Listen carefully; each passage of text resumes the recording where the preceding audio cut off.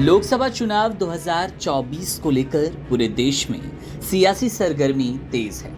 बंगाल में एक तलाकशुदा पति पत्नी लोकसभा चुनावों में एक ही सीट से एक दूसरे के खिलाफ चुनाव लड़ने वाले हैं। दरअसल ये स्थिति तब उत्पन्न हुई जब तृणमूल कांग्रेस ने रविवार को अपने प्रत्याशियों की सूची जारी की।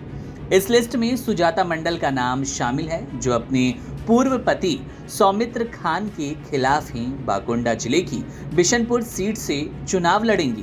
बता दें कि सौमित्र खान बीजेपी की ओर से बंगाल के बिशनपुर सीट से चुनाव लड़ रहे हैं। वहीं रविवार को तृणमूल ने भी इसी सीट से अपनी उम्मीदवार सुजाता मंडल को उतारा। राज्य में 2021 के विधानसभा चुनाव से पहले इस जोड़े में अलगाव हो गया। सौमित्र खान ने उस वक्त कैमरे पर ही सुजाता को तलाक देने की घोषणा कर दी थी, जब वे तृणमूल कांग्रेस में शामिल हो गई थी। बिशनपुर के दिग्गज नेता सौमित्र खान 2019 के लोकसभा चुनाव से पहले तृणमूल कांग्रेस से भाजपा में शामिल हो गए थे। उस समय उनकी पत्नी ने उनके लिए प्रचार किया था। तृणमूल ने 10 मार्च को बंगाल में 42 सीटों पर अपने उम्मीदवारों की घोषणा की, जिससे स्पष्ट हो गया कि ममता बनर्जी ने अकेले ही चुनावों में उतरने का फैसला किया है। हालांकि उनके इस फैसले से कांग्रेस काफी दुखी है, क्योंकि पार्टी को उम्मीद थी कि ममता बनर्जी राज्य में उम्मीदवारों की घोषणा से पहले सीटों के बंटवारे को लेकर एक बार बात कर लेगी और इंडिया गठबंधन के साथ संबंधों पर पुनर्विचार करेंगी। लेकिन ऐसा हुआ नहीं। ममता अपने बयान पर जस के तस टिकी रही। उन्होंने पहले ही कहा था, संकेत दे दिए थे कि टीएमसी अकेले लोकसभा चुनाव लड़ने वाली है।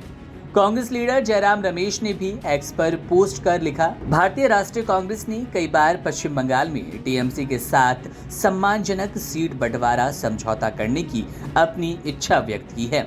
भारतीय राष्ट्रीय कांग्रेस ने हमेशा कहा कि इस तरह के समझौते को बातचीत के माध्यम से अंतिम रूप दिया जाना चाहिए, न कि एक तरफा घोषणाओं से। टीएमसी ने कम से कम 8 मौजूदा सांसदों को हटा दिया है और पूर्व क्रिकेटर यूसुफ पठान और कीर्ति आजाद जैसे कई नए चेहरों को लोकसभा चुनाव 2024 में उतारा है।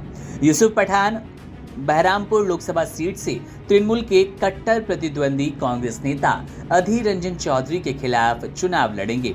5 बार सीट जीतने वाले रंजन चौधरी ने कहा कि किसी भी राजनीतिक दल को ममता बनर्जी पर भरोसा नहीं करना चाहिए। उन्होंने कहा, ममता बनर्जी को डर है कि अगर वो गठबंधन में बनी रही तो पीएम मोदी नाखुश होंगे।